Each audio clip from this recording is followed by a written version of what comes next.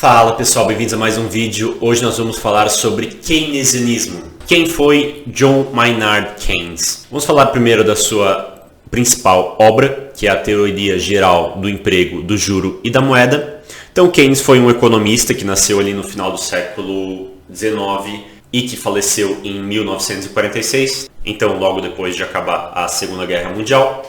E o que o Keynes defendia? O Keynes ele fez uma oposição ao sistema liberal, então nós vemos tanto na escola clássica quanto na escola neoclássica uma posição mais liberal, onde o governo não deveria intervir na economia. O Keynes já vem com uma proposta contrária a isso, dizendo que sim, o governo deveria fazer diversos tipos de intervenções na economia. Defesa da doutrina mercantilista, então nós vamos ver que várias ideias do Keynes vão de acordo com a doutrina mercantilista, como por exemplo, a proteção da indústria nacional, que o governo deveria incentivar certos tipos de indústria, certos setores da economia, que deveria haver barreiras à importação, que deveria haver certo incentivo às exportações, que deveria haver uma balança comercial superavitária, que o governo deveria fazer políticas para tentar abaixar os juros, para que assim não houvessem rentistas e pessoas usassem esse recurso em capital produtivo e desenvolvessem a economia. O próximo tópico, intervenção estatal. O Estado deveria ter políticas protecionistas, que é o que eu já falei,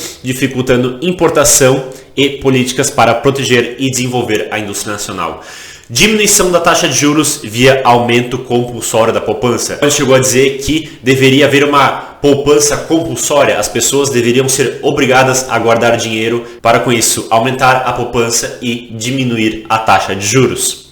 Dar benefícios sociais à população de baixa renda. Hoje nós temos essa ideia de welfare state, onde vários países acabam dando ali ou uma renda mínima, ou certos tipos de bolsa, ou escola gratuita, comida gratuita, moradia gratuita, hospital gratuito e por aí vai. Então, vários serviços que são importantes acabam sendo fornecidos pelo Estado e ele, diferente dos economistas clássicos e neoclássicos e também diferente da escola austríaca, defendia esse tipo de política. Outro tópico, garantia de pleno emprego. Expansão fiscal do governo em crises para aumentar a demanda.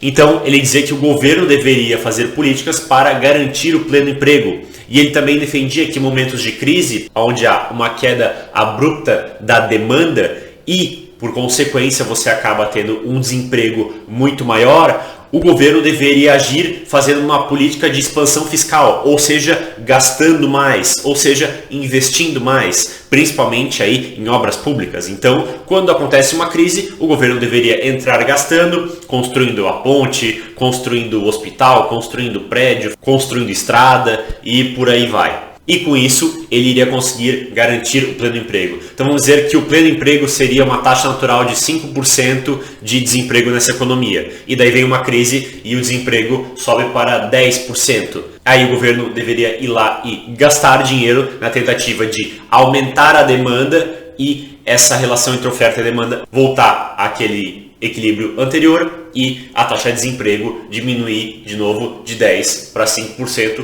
como ela estava antes da crise, por exemplo. Próximo tópico, intervenção estatal em áreas onde a iniciativa privada não pode ou não desejam atuar. Bem, aí é extremamente perigoso, né? Porque você pode dizer que o governo deve atuar em tudo, porque sempre você vai ter algum tipo de assimetria. Então sempre você vai ter um pouco de escola faltando, um pouco de comida faltando, um pouco de educação faltando. Afinal, a alocação do recurso no livre mercado não é perfeita. Ela é infinitamente melhor do que se o Estado fizesse, mas ela não é perfeita. Continua havendo certas lacunas. Quando você diz assim, olha, o Estado deve intervir, mas é só naquelas áreas onde a iniciativa privada não pode, não deseja atuar, não está fazendo um trabalho muito bom, não está suprindo toda a demanda. Isso abre uma porta, isso é quase a mesma coisa que dizer que o governo deve intervir em tudo, deve criar estatal para tudo, regular tudo, deve financiar tudo, porque você sempre vai poder olhar em qualquer setor da economia e falar,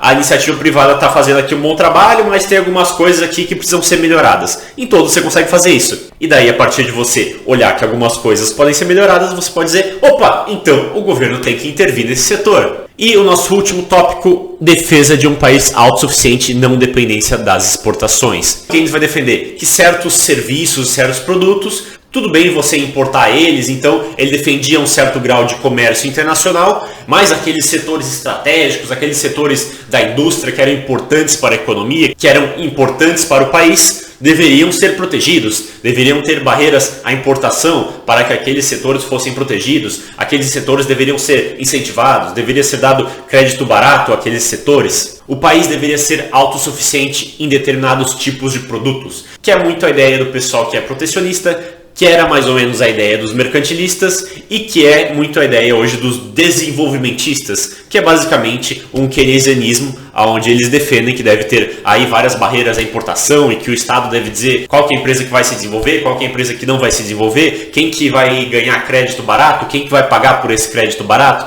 quem que vai pagar mais imposto, quem que vai pagar menos imposto, e tentar fazer um dirigismo onde meia dúzia de iluminados lá em algum ministério vão dizer como macro e microeconomicamente a economia vai funcionar e não os milhões de agentes dentro de um mecanismo de livre mercado, dentro de um mecanismo de oferta e demanda, vão chegar a uma alocação ótima de recursos. O qual não vai ser uma alocação perfeita, mas vai ser uma alocação infinitamente melhor do que o governo faria. As pessoas não acreditam nisso, as pessoas acreditam que dentro da sua genialidade e dentro ali da sua planilha no Excel, elas vão conseguir dirigir toda a economia e fazer uma alocação infinitamente melhor do que esses milhões de agentes. O que é uma ideia ridícula e vai falhar como sempre falhou. E muitos vão falar, não, porque nós tivemos períodos de keynesianismo, aí hoje nós temos períodos neoliberais e por aí vai. Na verdade, o que nós sempre tivemos na economia foi basicamente o keynesianismo, e melhor, um keynesianismo vulgar, governos aplicando políticas que o Keynes defendia e indo além dessas políticas, inclusive. Isso aconteceu desde sempre, então você vê toda a história da humanidade, você sempre tem governo intervindo na economia, governo fazendo estatal, governo criando todo tipo de regulação esdrúxula e absurda, governo criando barreiras para importação, criando barreiras para exportação, dizendo que esse ou aquele setor é mais importante, então vamos beneficiar esse ou aquele setor, criando todo tipo de legislação maluca. Tudo que o Keynes falou, na verdade, já estava sendo aplicado e continua sendo aplicado no mundo inteiro, e muito do que ele não falou, inclusive coisas mais absurdas, já estava também sendo aplicado e continua sendo aplicado. Então ficar dizendo que nós agora estamos numa economia neoliberal ou que em certos períodos nós tínhamos uma economia mais neoliberal é uma besteira. Na verdade, a economia meio que sempre foi um keynesianismo vulgar. Então pelo vídeo de hoje é isso, espero que vocês tenham gostado, um abraço e até a próxima.